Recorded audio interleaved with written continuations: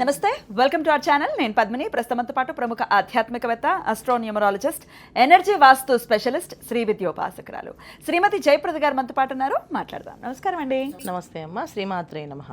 ఏ రాశి వాళ్ళు వాళ్ళ ఇంట్లో ఏ దిక్కున చాలా జాగ్రత్తగా మనం వహించాలి, ఆ దిక్కు విషయంలో శ్రద్ధను వహించాలి అనేది చాలా వివరంగా తెలియజేస్తున్నారు.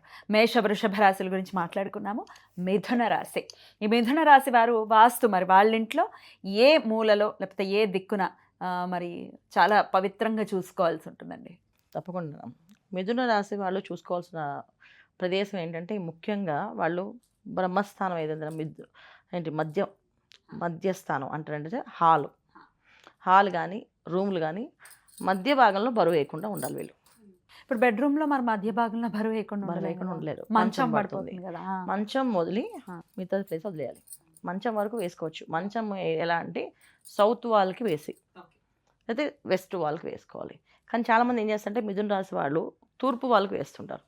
హెడ్ అంటే తూర్పుకి తల పెట్టుకొని పడమరకి కాళ్ళు పెట్టుకుంటారు. కొంతమంది ఏం చేస్తారంటే పడమరకి హెడ్ పెట్టుకొని తూర్పు కాలు పెడతారు. అది చేయకూడదు మిథున రాశి వాళ్ళు ముఖ్యంగా. ఎందుకంటే బుధుడు అధిపతి దీనికి, ఈ రాశికి. తర్వాత ద్విస్వభావ రాశి ఇది. ద్విస్వభావ రాశి అంటే వీళ్ళకి దక్షిణము హెడ్ పెట్టుకుని నార్త్ని చూస్తుంటే ధనం బాగా కలిసి వస్తుంది, అభివృద్ధి అనేది ఉంటుంది. లేదా ఈస్ట్ తలపెట్టుకొని వెస్ట్ వైపు చూస్తూ ఉంటే వ్యాపార అభివృద్ధి ఉంటుంది. వ్యాపారాలు చేసే వాళ్ళందరూ తూర్పుకి పడుకోవచ్చు, పడమని చూడొచ్చు. ఉద్యోగాల్లో కానీ కెరీర్లో ఏదైనా ప్రొఫెషనల్ రంగంలో ఎదగాలన్న వాళ్ళు మాత్రం సౌత్కి పడుకుని నార్త్ని చూడాలి. ఎందుకంటే ఒక ప్రొఫెషనల్ రంగంలో సాధించాలి, ఉన్నతమైన పదవులు కావాలి అంటే నార్త్ ఎప్పుడు చూస్తుంటాయి. దాని ఒక ఎనర్జీస్ మన మీద బాగా పనిచేస్తుంటాయి.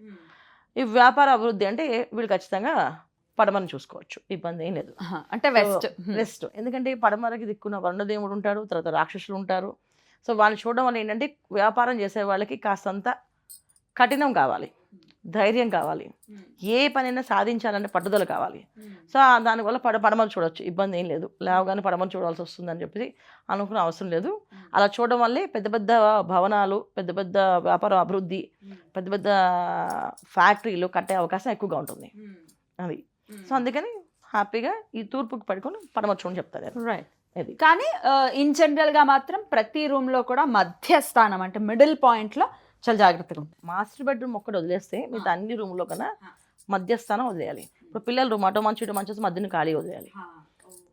అలా వదిలేస్తే పిల్లలు బాగా చదువుతారు మిథున రాశి వాళ్ళకి. ఎందుకంటే వాళ్ళు మాట్లాడే మాటలన్నీ కూడా ప్రభావం ఎవరి మీద పడుతుంది అంటే పిల్లల మీద పడుతుంది. వాళ్ళకి ఏమి ఉండదు. వాళ్ళు దేని నమ్మరు, దేని పట్టించుకోరు, దేని పట్టుదలగా తీసుకోరు.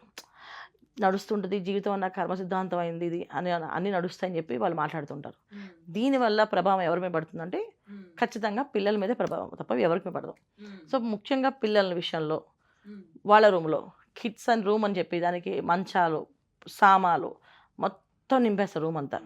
ఆ మధ్యస్థానం మామూలుగా ఉండవు, అవన్నీ తీసేసి ఆ మధ్య భాగాన్ని ఖాళీగా వదలాలి. అప్పుడు వాళ్ళ మైండ్లో ప్రశాంతత వచ్చి పిల్లలు బాగా చదువుతారు, అభివృద్ధి బాగుంటుంది. అలాగే హాల్లో డైనింగ్ టేబుల్, సోఫాలు వేసేస్తుంటారు. కానీ మధ్య భాగం వదిలేసి ఇటు ఆ చివరి సైడ్కి ఇటు సిట్టింగ్ హాల్ కట్ చేసుకోవాలి. వీళ్ళు చాలా ప్లేస్ లేక రెండు పక్కన వేస్తుంటారు. దానివల్ల చాలా ఇబ్బందులు. ఏమంటుంటే రొటేషన్ మనీ వీళ్ళకి ఆగిపోతుంటుంది. ఎప్పుడు కూడా రొటేషన్ జరుగుతున్న మనీ ఎప్పుడు ఆగిపోతుంటుంది. ఈ ఆగిపోవడం కారణం ఆ మధ్య భాగాన్ని బ్లాక్ చేయడం వల్ల. చాలామంది దాంట్లో హాల్లో అయితే కొంతమంది ఈ ఉల్లి పెడతారు ఆ ప్లేస్లో. అంటే మన ఒక పాత్ర పెట్టి నీళ్లు పోసి దాంట్లో పువ్వులు వేసి పెడతా చూడాలి, దాన్ని ఉల్లి అంటాం. సో అలాంటివి కూడా పెట్టకూడదు. ఆ మాత్రపు బరువు కూడా పెట్టకూడదు. బ్రహ్మస్థానం ఖాళీగా వదిలేయాలి. నాభిస్థానం అంటాం. హాల్ మొత్తం ఖాళీగా ఉంచాలి, చక్కగా నీట్గా. వేసిన సామాన్లు, సోఫాలు అన్నీ కూడా ఈ కార్నర్కి వెళ్ళాలి తప్ప ఆ మధ్యస్థానంలో ఖాళీ వదలాలి. అది చేస్తే బ్రహ్మాండంగా అభివృద్ధి అనేది కనిపిస్తుంది. అలాగే ఏ రూమ్లో కన్నా కిచెన్లో ఖచ్చితంగా ఏవి మధ్యలో ఏమి ఉండవు, కానీ ప్రాబ్లం ఏమి ఉండదు. తర్వాత మెయిన్ హాల్లో మధ్యలో టీపాయ్ వేస్తారు, ఆ టీపాయ్ తీసేయాలి. సైడ్ టీపాయలు వేసుకోవాలి వీళ్ళు. సోఫా సెట్ వేసినప్పుడు పైన ఒక సైడ్ పెట్టుకోవాలి, ఆ మధ్యలో టీపాయ్ పెట్టేస్తారు, ఆ టీపాయ్ తీసేయాలి. తీస్తే మైండ్ ఫ్రెష్ ఉంటుంది, ఆలోచనలు బాగుంటాయి. ఎదురు వాళ్ళతో సంభాషణ వాళ్ళకి చాలా కూల్గా జరుగుతుంది, చాలా హ్యాపీగా అది ముందుకెళ్తుంది. అది రైట్. అమ్మో ఎన్ని ఉన్నాయో. ఉన్నాయి. ఖచ్చితంగా బ్రహ్మస్థానం విషయంలో జాగ్రత్త జాగ్రత్తగా వహించాలి. మాకు అర్థం కావట్లేదండి మరి ఇంట్లో ఎక్కడ, కొంతమందికి అర్థం కాదు. కొంత ఇది కరెక్ట్గా బ్రహ్మస్థానం అంటే వాస్తు పురుషుడు అట్లాగా బోర్లా పడుకొని ఉంటాడు కదా, సో కరెక్ట్గా ఏ స్థానం అనేది తెలియదు.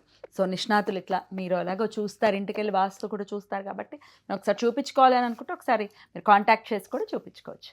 రైట్ అండి, అద్భుతంగా మాకు వివరించారు. ఒకవేళ మీకు అర్థమైపోతే మీరు సెట్ చేసుకోండి. సెట్ చేసుకోవచ్చు Yeah. హ్యాపీగా. అయితే కొంతమందికి అర్థం కాకపోవచ్చు, అంటే కరెక్ట్గా మిడిల్ స్థానం ఏదో మాకు తెలియట్లేదండి, ఎలా కొలుచుకోవాలి అనుకునే వాళ్ళకి ఏదైనా టిప్ ఇస్తారా? ఖచ్చితంగా ఏంటంటే ఇప్పుడు మధ్య స్థానం హాల్ ఏదైతే ఉందో ఆ హాల్కి అటుపక్క రూమ్ వచ్చింది, ఒక బెడ్రూమ్ వచ్చింది అనుకోండి. సో ఆ బెడ్రూమ్ నుంచి ఇక్కడ వీళ్ళ బాల్కనీ వస్తుంది. ఈ హాల్కి ఒకవేళ బాల్కనీ వస్తే, రాకపోతే ఒక హాలే వచ్చిందండి, డోరు హాల్ డైరెక్ట్గా ఉందంటే ఆ డోర్ నుంచి ఈ లాస్ట్ వాల్ ఎక్కడ ఉందో చూసుకుని మధ్యలో సెంటర్ చేయండి. అలాగే ఇటుపక్క ఇటు ఒక రూమ్ ఇటు ఒక రూమ్ వస్తుంది, ఈ 2 రూములు సెంటర్ చేసుకోండి. ఆ సెంటర్ పాయింట్ ఏదైతే ఉందో ఆ పాయింట్ని ఆ బాగా అలా ఒక రౌండ్ చేసి వదిలేయండి. అది బ్రహ్మస్థానం. అలాగే సో అది ఏ రూమ్కి ఆ రూమ్ అనుకున్నప్పుడు డైనింగ్ హాల్ ఏదైతే ఉందో ఆ హాల్ మొత్తం కొలిచి మధ్యలో ఆ భాగాన్ని వదిలేయాలి. ఇలా వదిలేసి రౌండ్ చేసేస్తే సరిపోతుంది. సో ఈ విధంగా చేసుకోవడం వాళ్ళకి ఈజీగా ఉంటుంది, చేసుకోవాలి. వాళ్ళందరికీ ఏంటంటే మీటర్స్ ఫోన్లో అన్నీ ఉన్నాయి కనుక చూపించేస్తుంది, నడుస్తూ అడుగులేసి ఇన్ని స్టెప్స్ వచ్చాయి, ఇక్కడ ఇన్ని స్టెప్స్ వచ్చాయని చెప్పి ఈజీగా చేస్తాం. మేము కూడా క్యాలిక్యులేషన్స్ అలాగే చేస్తాం, వాక్ చేస్తూ ఎన్ని స్టెప్స్ వచ్చాయని చేస్తుంటాం. ఇంజనీర్లు కాదు కదా మనం.